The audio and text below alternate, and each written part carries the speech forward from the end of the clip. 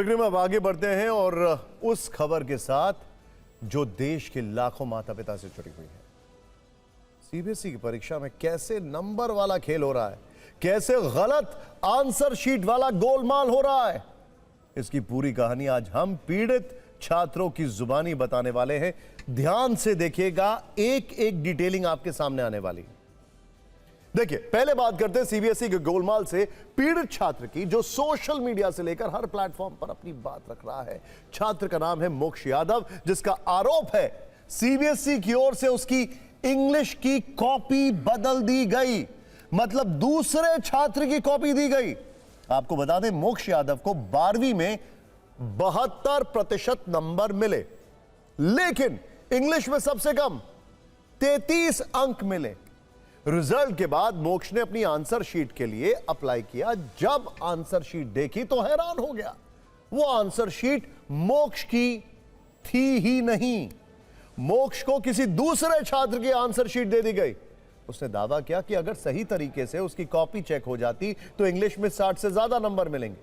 पूरी कहानी क्या है, आपको कुछ पॉइंटर्स में बताते हैं। नंबर 1, सीबीएसई के ऑन स्क्रीन मार्किंग प्रक्रिया पर सवाल उठाया जा रहा है। दिल्ली के 12वीं के छात्र मोक्ष यादव ने कई गंभीर आरोप लगाए हैं। कहा है कि रीवैल्यूएशन के दौरान दूसरे छात्र की आंसर शीट उसे दी गई। छात्र की ओर से सीबीएसई को कानूनी नोटिस भेजा गया।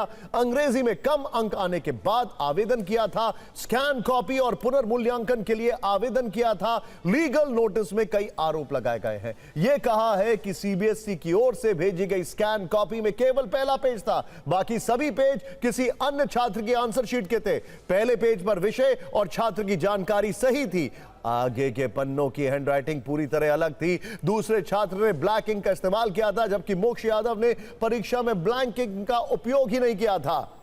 मोक्ष की तरफ से एडवोकेट विनीत जिंदल ने सीबीएसई और एजुकेशन मिनिस्ट्री को लीगल नोटिस भेजा है।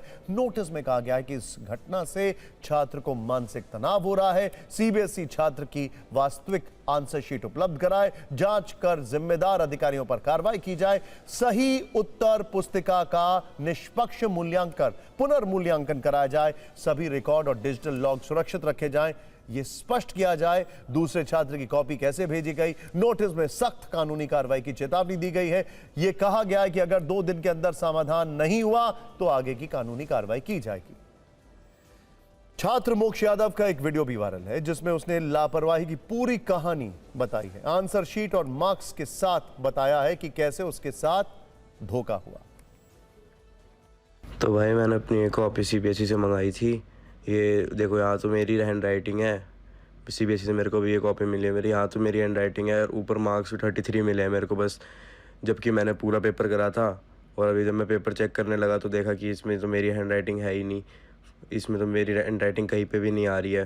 फर्स्ट पेज पे रफ वर्क कर रखा है, उसके बाद मेरी हैंड राइटिंग है ही नहीं। मैंने ब्लैक पेन यूज़ नहीं करा, हर क्वेश्चन के बाद लाइन से डिवाइड करा था, जो कि इसमें नहीं कर रखा।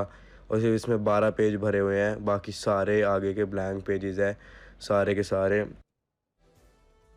विवाद बढ़ने के बाद टीवी9 की टीम ने मोक्ष यादव से बातचीत की। अब देखिए कैसे एक छात्र ने सीबीएसई की परीक्षा व्यवस्था की पोल खोल कर रख दी। मोक्ष यादव हमारे साथ है, इनके साथ भी ऐसा ही हुआ। इनकी कॉपी भी चेंज हो गई है और इनका कहना है कि मेरी जो इंग्लिश की कॉपी है, वो जो मुझे स्कैन कॉपी दी गई है, वो मेरी है ही नहीं। मैंने इंग्लिश की कॉपी मंगाई थी, मैंने इंग्लिश की कॉपी मंगाई थी अपनी, क्योंकि मेरे मार्क्स बहुत कम आए थे उसमें। बट जब मैंने कॉपी अपनी डाउनलोड करी स्कैन कॉपी सीबीएसई के पोर्टल से, तो वो मेरी कॉपी ही नहीं थी। फर्स्ट पेज जिसमें इंग्लिश कोर एंड सब्जेक्ट हम लिखते हैं, वो मेरा ही था, बट आगे पूरी कॉपी ही किसी और की लगा रखी थी और किसी और के मार्क्स मेरे को लगे हुए थे। कहानी सिर्फ मोक्ष की नहीं, इससे पहले वेदांत नाम के छात्र की आंसर शीट को लेकर बवाल हुआ था। और भी कई छात्र हैं जो सीबीएसई की लापरवाही से नाराज है। टीवी9 संवाददाता ने कई छात्रों से बातचीत की, उन्होंने क्या आरोप लगाए, देखना चाहिए आपको।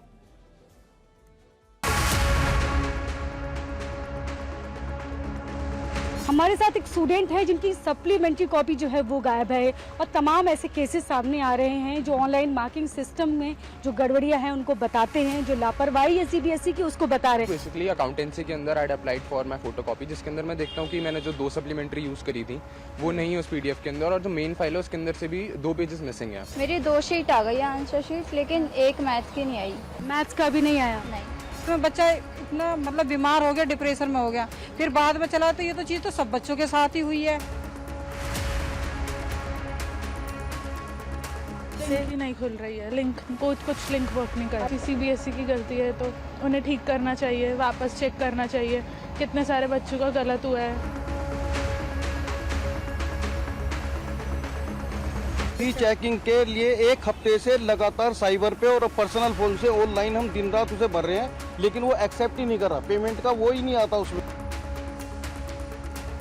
अगर वो मैनुअल चेकिंग होती है तो जो हमारे लिखने का स्टैंडर्ड है या हमारे वर्डों की क्वालिटी है वो सामने आती है, टीचर उसे चेक। कंप्यूटर का क्या है, कंप्यूटर के लिए सब चीज एक बराबर है। ये 2 नंबर का क्वेश्चन था, पूरा सेम, सिर्फ आंसर मांगा था, पूरा सेम है। यहाँ पर 1 नंबर दे रखा है। ये क्वेश्चन ये दिखा रहे हैं, हम आपको बड़ी स्क्रीन पर इसीलिए दिखा रहे हैं। ये क्वेश्चन इनका देखिए, इसमें 1 नंबर दिया है जबकि ये 2 नंबर का।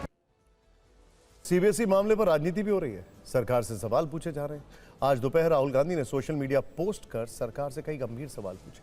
राहुल गांधी ने कहा कि सरकार के पास न जवाब है, न जिम्मेदारी है, न शर्म है। 3 मुख्य बातें राहुल गांधी ने और लिखी है। सीबीएसई परीक्षा परिणाम में भयंकर हेरफेर हो गई, जिससे देश के लाखों बच्चे और उनके माता पिता सदमे में। राहुल गांधी ने COEMPT कंपनी का नाम लिया है। ये कहा है कि यह कंपनी वर्ष 2019 में तेलंगाना में ऐसे ही कारनामे कर चुकी है। नाम बदला लेकिन नियत वही, फितरत वही। COEMPT का CBSE का ठेका क्यों और किसके कहने पर दिया गया? CBSE students right now and their parents are anxious, they've been traumatized, and the Prime Minister of India has nothing to say. An independent judicial probe and an SIT are required to find out the real culprits behind this crime. We stand with the students and we are to help and protect you in any way we can.